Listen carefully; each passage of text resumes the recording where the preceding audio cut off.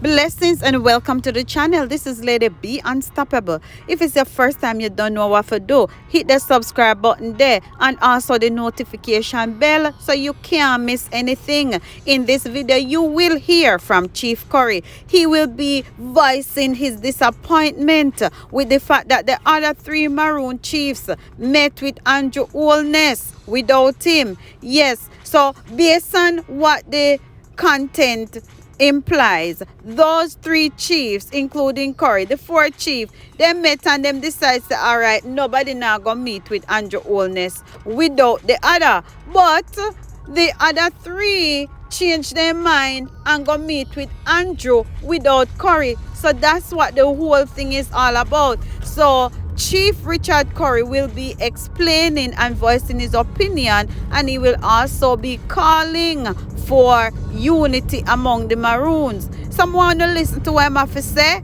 Let me know what you guys think in a respectful way. And also, if you don't like it, go ahead like the video. Go on, watch the video till the end. Kwaba. Salam alaikum. Good morning, everybody. Hailing from the hills of Cockpit Country, in the Cockpit Country town of Akompong. Unity is what essentially binds a movement and creates the solidarity behind any movement of a people, be it for a just cause, defined in its purest and simplest way. I come to you this morning to essentially address a significant happening within the last week.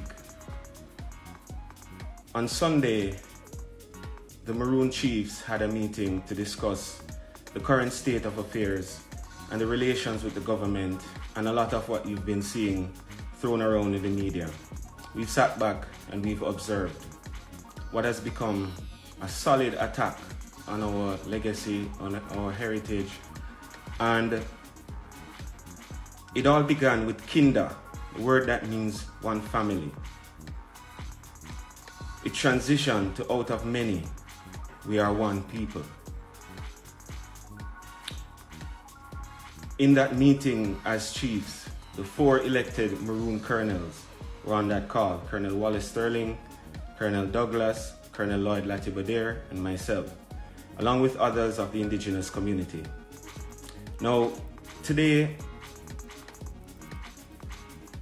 I say that we had a pretty thorough and engaging conversation in arriving at a direction and a path to quell all the nonsense that has been spun around and thrown around through the media.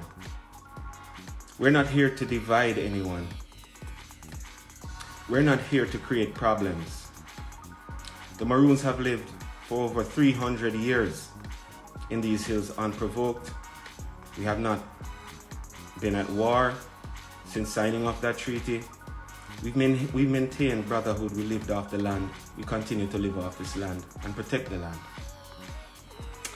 In recent times, we found ourselves in a conundrum where so many things have been promised to us as a people. Roads, water, running water.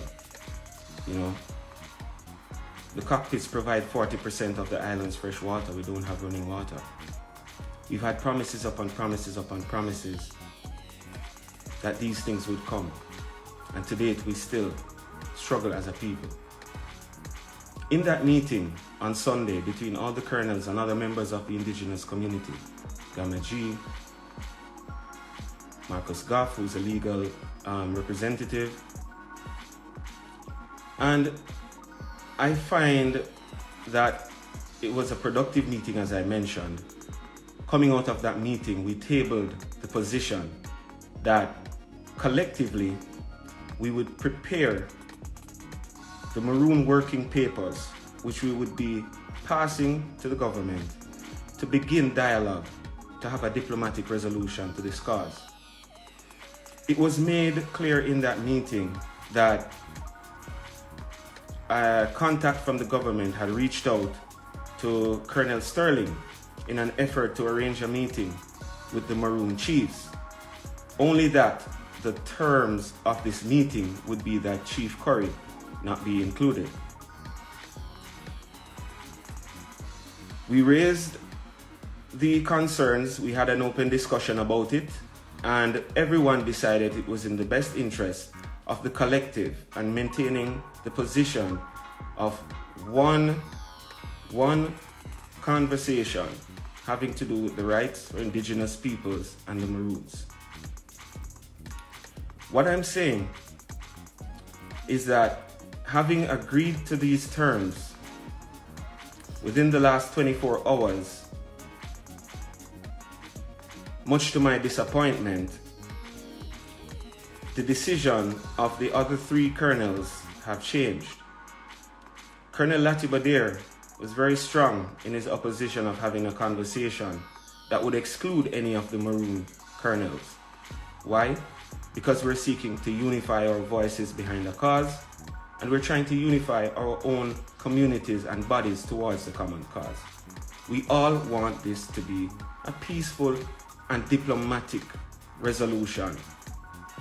I will not continue and join the nonsense that's being spurred in the media. We're not trying to create a divide. We're not creating a threat to the state. We're not here trying to overthrow anybody. The Prime Minister has his job and I have mine. The end of it all is that what we've been asking for is a sit down to have discussions around the rights of the people, the indigenous people of the land, the Afros and the Indians, everybody who is here, who is a representation of their heritage. We still aren't able to have a reasonable diplomatic conversation. Now, what would have caused my fellow colonels to change their position is still not clear to me. We had an emergency call last night at around 7 p.m. to discuss this matter. I again aired the position that a collective argument and a collective approach is the best approach. Because at the end of the day, we all represent the indigenous First Peoples of this land. And for what has transpired in the media and between the Maroons and the government for years, there's an element of trust that needs to be babied, that needs to be preserved. So I come today to let everybody know that my position remains firm in asserting the birthrights of the cockpit country Maroons coming via our indigenous rights and our Treaty of 1738. Now, at the end of it all, we should continue to remain resolved in keeping the rhetoric positive, because Chief Richard Currie did not come here to start a war. Chief Currie came here to assert birthright and to facilitate economic and social upliftment of the Maroon people. None of the Maroons wasn't the only Maroon hero. Should I say heroine? Many had fought and died in that 83 years. Captain Cudjoe stood up, fought. We signed that treaty to bring peace to the land and bring freedom to the people. Clause 6 of the treaty reads that the Maroons would capture, kill, or suppress any rebels found after the day of this treaty, unless they subject themselves to the terms and accommodation of Captain Cudjoe and his successors. That was very clear, a diplomatic engagement between two nations that swore to peace and maintaining peace on the island. Everyone had an opportunity to join. I did not sign a treaty. I'm merely here to affirm the rights of a people and preserve our lands that are a significant threat of being mined. At the end of the day, the chief looks after his people. We live in a landlocked territory. Therefore, diplomatic engagement is necessary. Why would I then want to start a war? I have said it on many platforms, I've said it on many videos, I've said it on many programs. Dialogue, dialogue, dialogue. It just seems to be missing everyone. I guess war is what suits their rhetoric and what sells their story. People have gone as far as calling Maroons a hogwash story. I empathize with you, but it doesn't deter our resolve, knowing our birthright and knowing our heritage, knowing our legacy and wanting to protect that legacy. We continue and remain resolved to work with the government to bring a resolution to these challenges, but not in a divided way. It makes no sense having what we would term, or what is being termed, an icebreaker meeting that does not involve the voice of the representative of the territory that seems to be causing all the chaos. We need to now tackle the challenges head on and like big people. We need to be honorable and stand up and represent what we were elected to do. And I'm talking both Maroon leaders, the leader of the wider state, and leaders globally. We represent the voices of our people. Chief Richard Currie is not on a sole mission.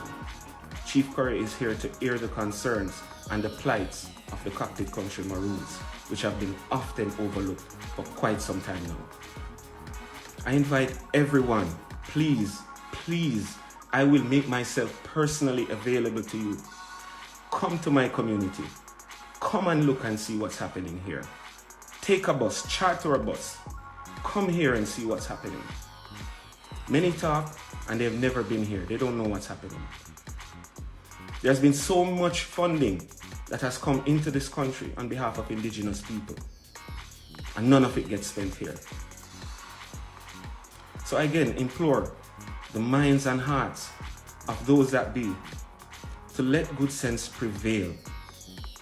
Please, we're asking for proper dialogue, and I and the government of Cockpit Country, along with our legal team, will continue to prepare documents in lieu of having dialogue that is constructive to put forth our position for economic upliftment and social mobility amongst our people that can be a mutually beneficial thing to the greater nation. Out of many, one people. Kingdom, one family. Love. Thank you. There you have it, guys. Another informational video. Let me know what you think about what Chief Currie said. And also, let me know how you feel about the fact that those other three chiefs met with Andrew Holness behind Chief Currie's back. Give me your honest opinion. Drop a like if you haven't liked the video yet, a share, and don't forget to subscribe.